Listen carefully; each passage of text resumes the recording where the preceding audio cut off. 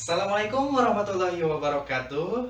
Waalaikumsalam warahmatullahi wabarakatuh. Selamat pagi anak-anak. Pagi. Gimana kabarnya hari ini? Sehat semuanya? Sehat. Alhamdulillah sehat ya. Eh, untuk hari ini siapa saja yang tidak hadir? Hadir semua. Alhamdulillah hadir semua ya. Oke, sebelum belajar, alangkah baiknya silahkan dibersihkan terlebih dahulu di bawah meja-mejanya. Masih ada sampah atau tidak, silahkan dibersihkan terlebih dahulu. Sudah? Sudah. Oke. Sebelum pembelajaran dimulai, alangkah baiknya marilah kita berdoa terlebih dahulu ya. Berdoa, mulai.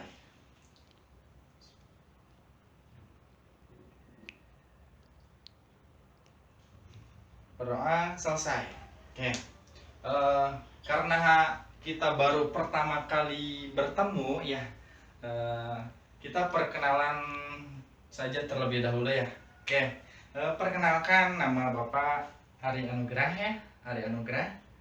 Bapak alamatnya dari Desa Jatiwangi, Kecamatan Jatiwangi, Kabupaten Majalengka. Nah, ada yang tahu Jatiwangi di mana? Oh, nggak ada yang tahu ya. Padahal Jatiwangi itu terkenal loh. Terkenal sama gentengnya tuh. Genteng, pabrik genteng kalau Jatiwangi ya. Terkenal juga sama panasnya lah, sama kayak di Cirebon ya, panas gitu. Oke, ada yang ingin ditanyakan lagi? Oke, tidak ya. Kalau tidak ada, kita langsung masuk ke materi ya, bab yang pertama. Di bab yang pertama itu ada kita akan belajar eksponensial dan logaritma. Nah, namun pada pertemuan pertama ini kita akan belajar eksponensialnya terlebih dahulu. Oke, eksponensial ya.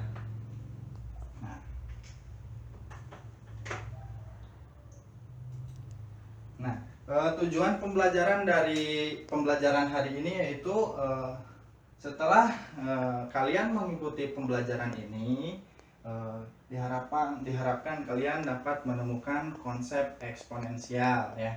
Kemudian kompetensi dasarnya yaitu mendeskripsikan dan menentukan penyelesaian fungsi eksponensial dan fungsi logaritma menggunakan masalah kontekstual serta keberkaitannya.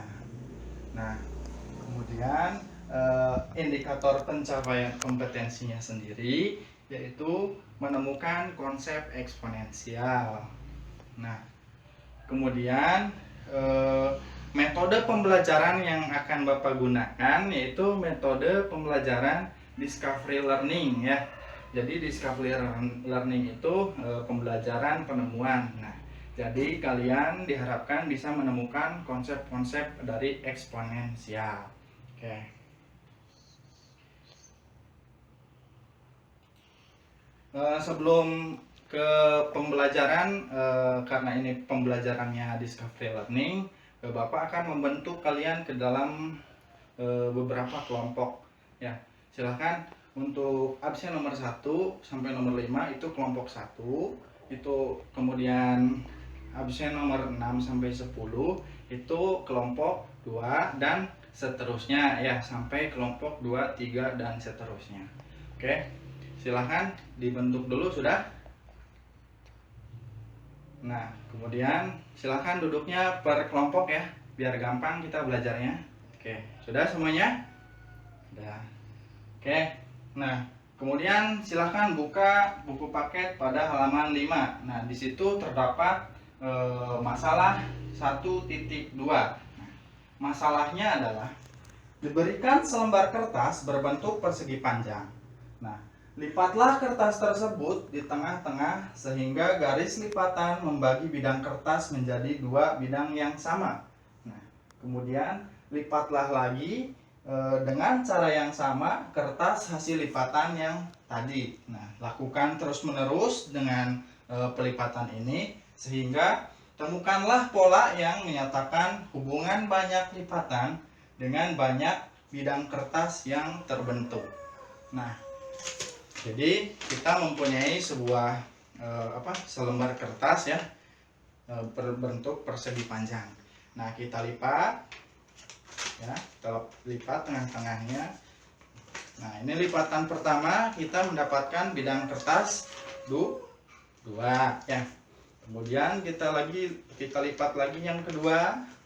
Lipatan kedua, bidang kertasnya menjadi 4. Oke. Nah, kemudian lipat lagi dan sampai lipatan yang ke N. Oke. Nah, untuk alternatif penyelesaiannya, sebagai langkah awal kita buat terlebih dahulu tabel yang berkaitan antara banyak lipatan dengan banyak garis bidang kertas yang terbentuk. Nah, untuk banyak lipatan yang pertama, tadi banyak bidang kertasnya yaitu berapa? Tadi berapa? 2. Nah, iya, banyak bidang kertasnya 2. Nah, dari sini kita mendapatkan pola perkalian, yaitu pola perkaliannya 2 sama dengan 2. Kemudian banyak lipatan yang kedua, berarti lipatan yang kedua itu lipatan yang kedua itu banyak bidang kertasnya berapa tadi? 4. 4. Nah, pola perkaliannya itu 4 sama dengan 2 dikali 2. Dan seterusnya ya, dari banyak lipatan yang ketiga, keempat, sampai lipatan ke N. Oke. Nah, berdasarkan tabel di atas, misalkan K adalah banyak bidang kertas yang terbentuk sebagai hasil lipatan bidang kertas yang menjadi 2 bagian yang sama. Nah, jadi misalkan K adalah banyaknya bidang kertas, banyak bidang kertas. Nah, kemudian kita misalkan lagi N adalah banyaknya lipatan.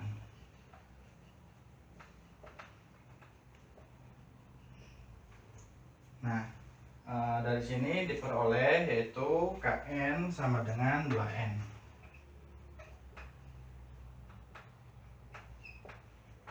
Nah, kemudian kita uji kebenaran persamaan KN sama dengan 2N ini ya, dengan cara mensubstitusikan nilai N ke persamaan tersebut. Nah, coba kita substitusikan ya. Nah, berdasarkan persamaan 1 dan 2 yang diperoleh yaitu dari persamaan 1 yaitu XT sama dengan R pangkat T X0 ya. Persamaan 1 yaitu XT sama dengan R pangkat T X0 ya. Dengan R adalah bilangan pokok dan T adalah eksponen dari R. T bilangan pokok dan mohon maaf, R ya. R adalah bilangan pokok dan T yaitu eksponen dari R. Eksponen dari R. Kemudian dari persamaan yang kedua, KN sama dengan 2 pangkat N ya. Nah, 2 yaitu sebagai bilangan pokoknya dan N sama dengan eksponen dari 2.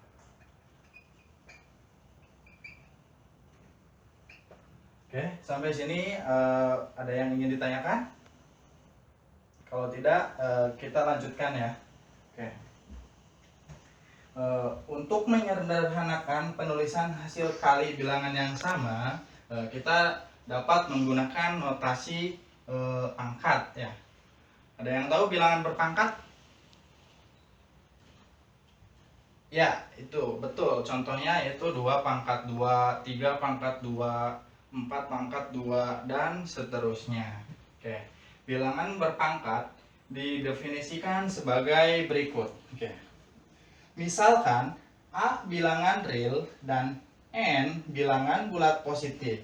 Nah, notasi A pangkat N menyatakan hasil kali bilangan A sebanyak N faktor.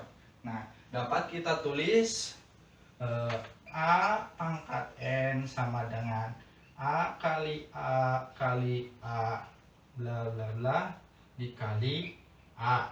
Nah, dengan A sebagai basis bilangan berpangkat dan N sebagai pangkatnya gitu ya, besar pangkatnya gitu.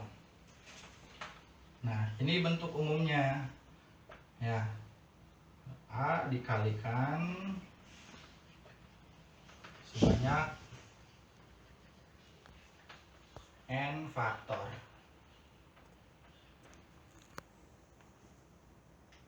Oke, paham semuanya? Paham. Nah, oke. Nah, untuk catatan ya, pada definisi 1.1 di atas kita sepakati A1 cukup dituliskan dengan A ya. A1 itu sama dengan A gitu. Nah, kemudian hati-hati ya dengan bilangan pokok A sama dengan 0. Nah, tidak semua A pangkat 0 dengan A bilangan real menyatakan 1 gitu.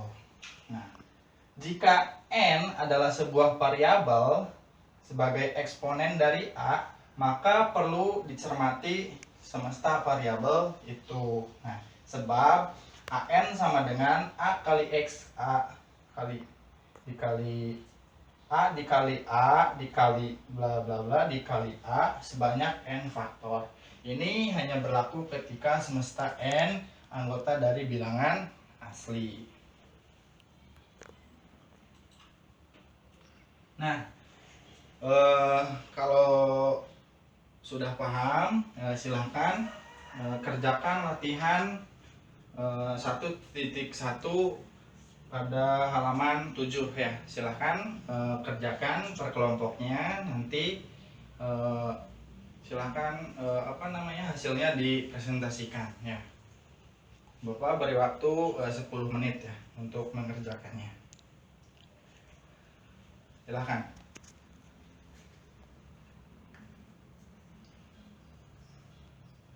Bisa nggak? Bisa. Oke. Bagus ya, bagus. Oke, udah semuanya? Sudah. Udah. Oke. Ya. Silahkan untuk kelompok 1 untuk mempresentasikan hasil kerjaannya. Iya, bagus. Dari kelompok 1 ya. Jawabannya sudah cukup bagus. Kemudian silahkan dari kelompok 4, silahkan.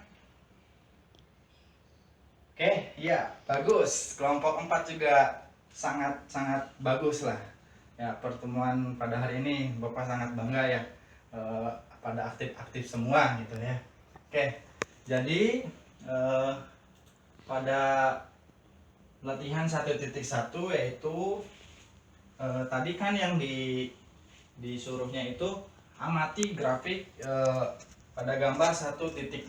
Nah, tuliskan sedikitnya 5 sifat grafik fungsi tersebut gitu kan. Nah, jawabannya itu pertama, sifat grafiknya yaitu grafik seluruhnya di atas sumbu X. Nah, kemudian sumbu X sebagai asimptotnya ya. Kemudian yang ketiga itu memotong sumbu Y pada satu titik saat X sama dengan 0. Yang keempat, grafik tidak memotong sumbu X untuk X menuju 0 ya. Kemudian yang kelima, untuk nilai X semakin besar maka nilai Y-nya semakin besar pula. Nah, sebaliknya untuk nilai X semakin kecil maka diperoleh juga nilai Y-nya yaitu semakin kecil. Paham semuanya? Paham. Oke. Kalau sudah paham ya, mungkin untuk pembelajaran hari ini kita cukupkan saja sampai di sini. Sebelumnya silahkan untuk kelompok 3 untuk menyimpulkan pada pembelajaran hari ini. Silahkan. Oke, iya betul. Jadi kesimpulan pada pembelajaran hari ini yaitu eksponen adalah suatu bentuk perkalian dengan bilangan yang sama, kemudian diulang-ulang gitu ya. Jadi perkalian bilangan yang sama yang diulang-ulang gitu kan. Bentuk umumnya yaitu A pangkat N sama dengan A dikali A dikali A bla bla bla dikali A. Nah, A dikalikan sebanyak N faktor. Oke, jadi AN dibaca A pangkat N dengan A bilangan real dan N bilangan asli.